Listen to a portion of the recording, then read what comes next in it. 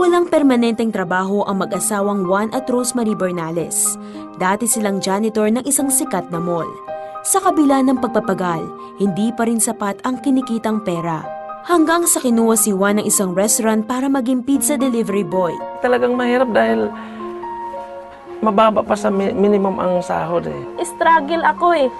Tapos wala kaming pera. Ang utang namin dito halos sa tindahan inabot na ng 3 buwan, 4 na buwan. Nahihiya na ako. Ang buwan ng sweldo ni Juan ay napupunta lamang sa mga utang, bilihin at upa ng bahay.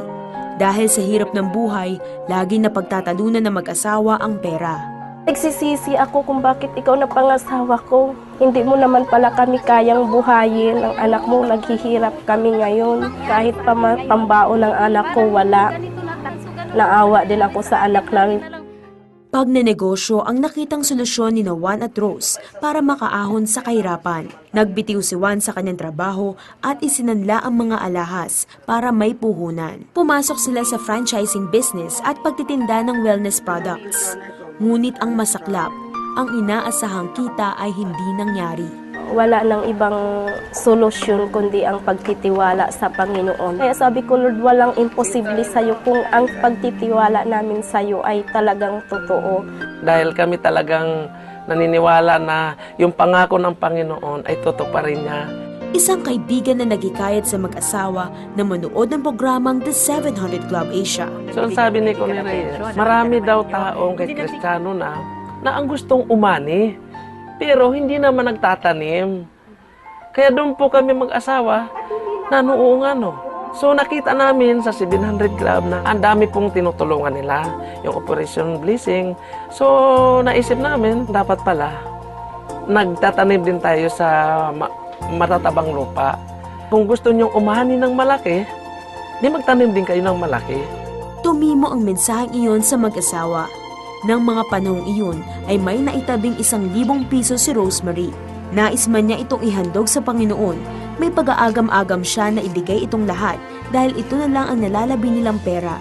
Nang maikonsulta niya ito kay Juan, ay napagkasunduan nilang itanim ang pera sa gawain ng 700 Club at itodo na ang pagbibigay. Nandoon na buo ang isip ko, nabuo yung pagtitiwala ko sa Lord. Para makapag-ministeryo din kami, kahit nasa bahay kami, para maabot din yung iba nangangailangan. Dahil sa katapatang ipinamalas ng mag-asawa, ay pinagpala sila makalipas lamang ang ilang araw. May nag-text sa amin, may commission akong dumating. So yun, tuwang-tuwa kami din niya. Sabi ko, totoo nga pala. Pag tayo ay magbigay sa matabang lupa, talagang ibabalik niya ng triple. Kalain mo 1,000 binigay ko. Ang natanggap ko, more than 4,000. Hindi nagtatapos doon. Susunod na linggo, nakatanggap na naman ako ng nasa 5,000 plus. Hindi pa rin nagtatapos. Nakareceive na naman ako ng 7,000 plus na naman.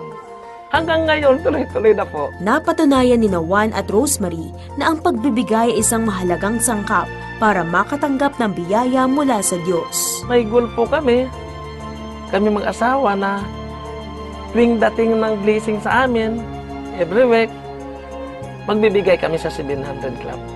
Pag nangangailangan kami pinansyal, nandyan agad ang pinansyal. So nandyan talaga, sabi namin, talaga ang Diyos buhay. Diba sa Bible, na ang sabi sa Malakay 3:10, subukin mo lang ako, ay bubuksan ko yung durungawan. Talagang ibibless ka ng Panginoon pala.